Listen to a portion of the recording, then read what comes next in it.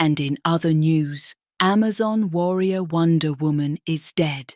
Her body was found this morning following a terrific explosion at the Alta Airplane Works.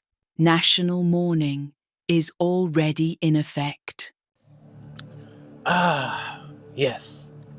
The superheroine has fallen. Gone. Way too soon. But is she really? Let's find out. Okay guys, so in this issue of Sensation Comics 13, we start off by finding out that Wonder Woman is dead. But in the literal second row, we see Diana Prince comforting Steve. Which means that, of course, Wonder Woman is not, in fact, dead. And what we later learn is that enemy spies are trying to get a code key in order to strike our protagonist's army where they are most vulnerable. Therefore, the challenge is to figure out who is this knowledgeable and witty main spy before it is too late, and thereby clear up this report on Wonder Woman. Naturally, Diana knows this report is false, but Steve and the others believe it all. This is because the body they found did in fact have Wonder Woman's costume. Diana, in wanting to cheer Steve up, decided to reveal to him the truth. But as she went to her room for her suitcase, everything was gone. This leads Diana to believe that whoever stole her outfit knows her identity. Steve and Diana both went on separate investigations, and Steve becomes aware that someone on the inside was responsible for the explosion. It took out a stabilizer the army needed, and whoever the spy is will steal the interdepartment code key from the colonel the next day. Meanwhile, Diana, in a new costume and mask, breaks into the police department for her costume, but as she escapes, she was set upon by gangsters and narrowly dodging the magic lasso thrown by the mysterious figure. And if you're wondering who this is, well, it is the spy, the same person that is aiming for the code key. So the next day, Steve substitutes the real one with a false key, and with Diana they planned to have it watched constantly. Eventually, Diana saw Olga, a translator, drop and retrieve the code key.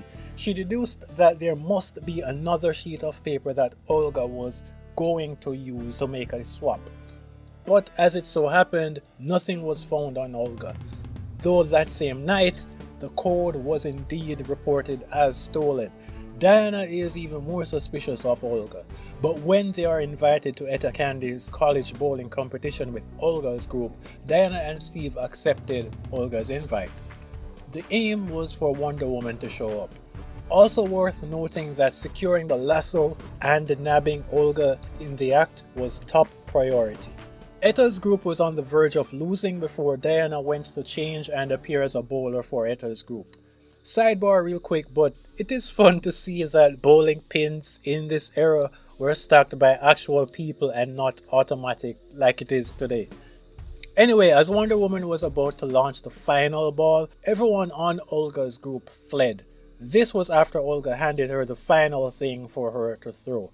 However, since she does have a keen eye, Wonder Woman instead tossed it high and far at the opposing wall, where enemies were secretly watching, triggering an explosion. Kaboom! Though they discovered secret passageways, Wonder Woman was captured during her own chase by the lasso, and now they were all set to depart and out of chances at being caught by anyone from the US Army.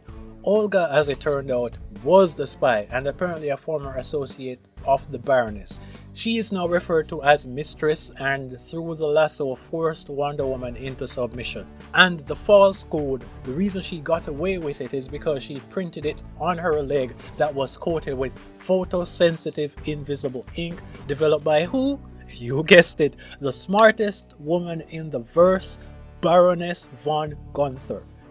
So even when she's not appearing at all, she's still stacking all sorts of crazy feats off screen. But anyway, thanks to Steve and Etta, Wonder Woman escaped, nabbed Olga, who by the way assumed that Wonder Woman simply left her clothes in Diana's room since they saw her enter earlier, Fortunately for Diana, Olga is not as smart as Baroness Paula. Otherwise, she would have easily deduced the true identity of Wonder Woman at some point during the sequence of events.